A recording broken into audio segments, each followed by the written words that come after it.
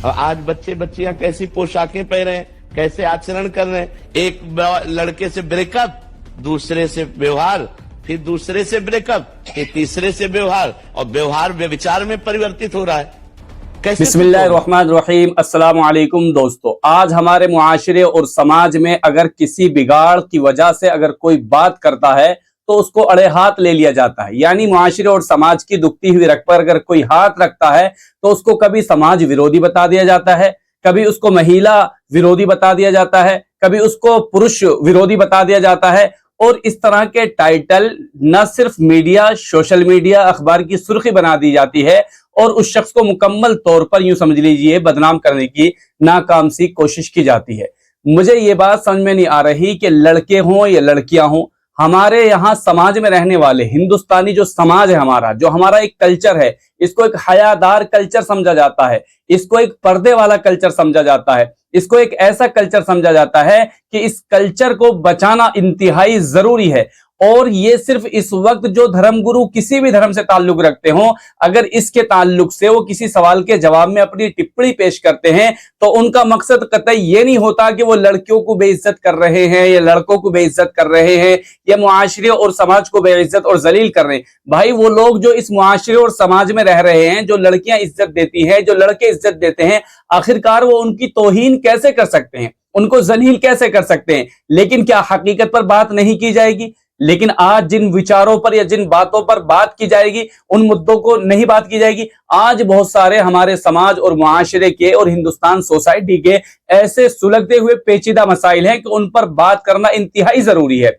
इस वक्त social media और मीडिया पर दो शख्सियत बल्कि तीन शख्सियत ऐसी हैं जो बहुत ज्यादा वायरल की जा रही हैं। उनमें से एक तो मुस्लिम धर्मगुरु हैं जिनका नाम मौलाना साजिद रशीदी साहब है, उनके ताल्लुक से भी बात करूंगा। दूसरे परमानंद आचार्य साहब हैं जो दरअसल हिंदू समाज में बहुत ज्यादा लोकप्रिय एक साधु माने जाते हैं और बहुत ज्यादा मैं उनकी वीडियो सुनता रहता हूं। बहुत जबरदस्त तरीके से वो अपने विचार रखते हैं और मुआशरे और समाज के ताल्लुक से अच्छी बात करते हैं। बहुत सारे सेलिब्रिटी, बहुत सारे नेता और अभिनेता वहां पर आते हैं और उनसे ज्ञान भी लेते हैं।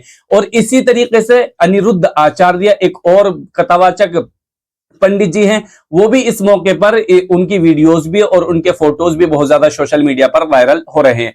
मैं बस इतना बतलाना चाहता हूं, मेरे वीडियो बनाने का मकसद सिर्फ इतना है कि इस वक्त जो बातों को तोड़ मरोड़ कर पेश किया जाता है सोशल मीडिया और आधे अधूरा यूं समझ लीजिए बयान दे दिया जाता है, उसकी वजह से गलतफहमी फैलती है।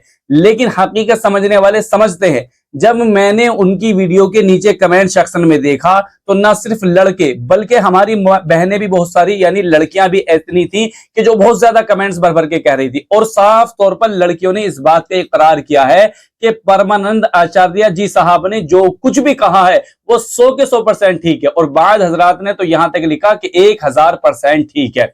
उन्होंने ना तो सिर्फ खास तौर पर लड़की को टारगेट किया, ना दूसरी बात किसी खास समाज की और खास विशेष समुदाय की लड़कियों को टारगेट किया। उन्होंने एक आम बात कही और उन्होंने कहा कि हमारा जो कल्चर है वो एक हिंदुस्तानी कल्चर है, यहाँ का हया वाला कल्चर है, यहाँ फैमिली वाला कल्चर है, यहाँ वो कल्चर है कि जहां पर दादा दादी, नाना नानी और बड़ों का एहतराम होता है, छोटों से प्यार होता है और एक तरह की अच्छी संगत और मेलजोल होती है। फैमिली नाम की और फैमिली निजाम और सिस्टम यहाँ पर कोई चीज है। यहाँ यूं समझ लीजिए कि यूरोप जैसे ममालिक नहीं है कि किसी को अपना खानदान का नहीं पता, बुजुर्गों का नहीं पता कि उनको ओल्ड हाउस में डाल दिया जाता है, बच्चों का नहीं पता कि उन्हें चिल्ड्रन हाउस में डाल दिया जाता है। फैमिली निजाम उनका तबाह बर्बाद हो गया है। सारी खाने पकाने की जिम्मेदारियां किसको दे दी हैं? खातून को दे दी हैं। और मर्द इस तरह से यूं समझ लीजिए बेगानों की तरफ घूमता फिरता है। तो हमारे मुआशरे और समाज में जो मोबाइल की वजह से या इंटरनेट की वजह से जो एक तरह का बिगाड़ आ रहा है और हमारे बच्चे आमतौर पर बेलगाम होते जा रहे हैं या शादियां ब्याह शादी आमतौर पर नाकाम होती जा रही हैं। एक अच्छा शोहर है जिसको बाकायदा घर वालों की सहमति से लड़की ने कबूल किया, उसके साथ फेरे लिए, यह मुसलमानों के यहाँ कबूल किया गया, लेकिन इसके बावजूद आमतौर पर देखने के लिए आया है ऐसी कई लगातार घटनाएं हुई कि बीवियों ने अपने शोहरों को मौत के घाट उतार दिया, शोहरों ने अपनी बीवियों को मौत के घाट उतार दिया। तो परमानंद आचार्य साहब ने यह बात कही थी कि जब तक कोई भी मर्द अच्छा पति नहीं बन सकता, जब तक कोई भी औरत अच्छी पत्नी नहीं बन सकती, जब तक के उसके अपने अखलाक और उसका किरदार अच्छा ना हो। और उन्होंने ये नहीं कहा कि 100 के 100% किसी ने मुंह मार रखा होगा, नाउजुबिल्लाह। उनका कहने का मकसद ये था कि आम तौर पर हमारी जो नई पीढ़ी है, नई नस्ल है, वो इस राह पर चल निकली है और ये सब कुछ मोबाइल की वजह से हो रहा है और इंटरनेट की वजह से हो रहा है। और आम तौर पर बॉयफ्रेंड गर्लफ्रेंड, जिसको हम लिविंग रिलेशनशिप कहते हैं, ये एक गंदगी है भाई। बॉयफ्रेंड गर्लफ्रेंड के कल्चर को, ये तो दरअसल यूरोपियन ममालिक का कल्चर है, ये हिंदुस्तान का कल्चर नहीं है। यहाँ तो यूं समझ लीजिए, आज भी हमारी माएं जो पुराने जमाने की हैं, वो आज भी घूंघट करती हैं। उनके अंदर कितनी हया है कि अपने से छोटी सी उम्र के लोगों से भी पर्दा करती हैं। तो ये एक हया का पैगाम था, हया का मैसेज था, लेकिन इसको तरोड़ मरोड़ कर लड़कियों के खिलाफ और नारियों के खिलाफ बयान किया गया, जो कि ठीक नहीं है। अनिरुद्ध आचार्य की अगर बात कही जाए तो उनके बयान से थोड़ा मखसूस मामला हुआ और उन्होंने कहा कि 25 साल से पहले चूंकि जवान हो जाती है और इस तरह से 4 जगह मुंह मार चुकी होती है। उनके अल्फाज में थोड़ा ये था मामला कि उनको अपने अल्फाज के चुनाव में कुछ बेहतराई लानी थी, लेकिन वो भी समाज और मुआशरे को आईना दिखाना चाहते थे।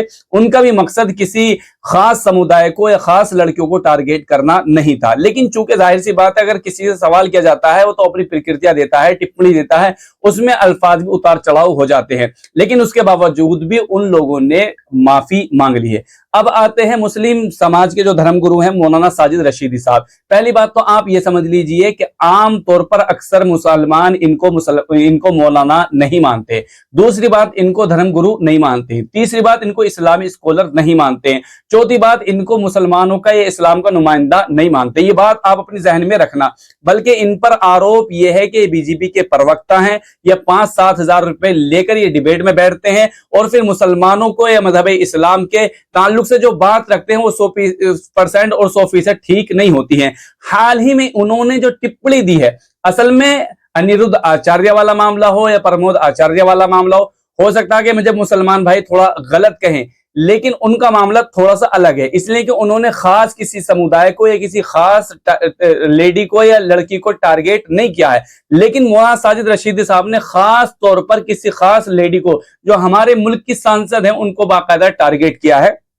जबकि बहरहाल वो एक धार्मिक मसला समझ लीजिए या एक इस्लामी नजर से एक बहस का मौजू था, उस पर उलमा से रुजू किया जा सकता था। जैसे कि मैंने पिछली वीडियो में बताया कि डिंपल यादव का लिबास कहता था, क्या ऐसे लिबास में मस्जिद में आ सकती है, नहीं आ सकती है, किन बुनियाद की और किन वजूहात की बुनियाद पर किसी लेडी का या गैर मुस्लिमों का मस्जिद में आना जायज है, ठीक है, और किस मस्जिद पर नहीं है। इस मुद्दों पर बहुत सारी खुलकर बात हो सकती थी ताकि आवाम और जनता के सामने बहुत सारी बातें आ सकती थी, लेकिन ये बात नहीं आई, बल्कि उन्होंने वो कमेंट्स करने शुरू कर दिए और वो कमेंट हकीकत में तमाम उलमा ने, तमाम आम मुसलमानों ने उनको रद्द किया, उनको गलत बतलाया कि उनको ऐसी टिप्पणी नहीं करनी चाहिए थी।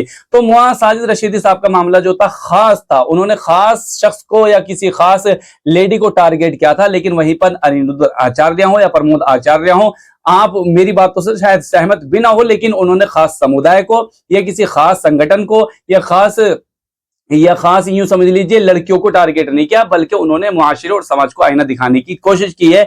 और इसी आईने को दिखाने के लिए मजहब इस्लाम हो या आपका सनातन धर्म हो या कोई सा भी धर्म हो, धर्म गुरु हो, आमतौर पर चाहते हैं कि पब्लिकली ये बात सामने आए कि हमारे यहाँ की, खास तौर पर हमारे लिए जो मान्य रखता है वो हिंदुस्तानी कल्चर है। और हिंदुस्तानी जो कल्चर है वो, आप ये बात ज़हन में रखिए, पर्दे का, हया का, फैमिली मनाने का, जॉइंट फैमिली निजाम का, और इस तरह से बड़ों के आदर करने का और छोटों से प्यार करने का निजाम है। अगर इस निजाम से कोई कूदता है या फलांग करता है तो बहरहाल उसको समझाया जाएगा, उस पर टोका जाएगा। अब अंधे को अंधा ना कहा जाए या बहरे को बहरा ना कहा जाए तो आप बतलाइए क्या कहा जाएगा? बेहयाई फैल रही है, नंगापन फैल रहा है, रिश्ते तार तार हो रहे हैं, ये तो बिल्कुल हकीकत है। अखबार की सुर्खियां बतला रही हैं, न्यूज चैनल से ये बात, खबरें साफ वाजे हो रही हैं, लेकिन इसके बावजूद कुछ लोग अंधे गूंगे और बहरे होकर बस टिप्पणियों पर टिप्पणी देने पर शुरुआत हो गई और यूं समझ लीजिए बुरा भला कहने पर शुरू हो गई। ये बात मुनासिब नहीं है। आपको किसी के बयान को पहले समझना चाहिए और उस पूरे बयान को समझना चाहिए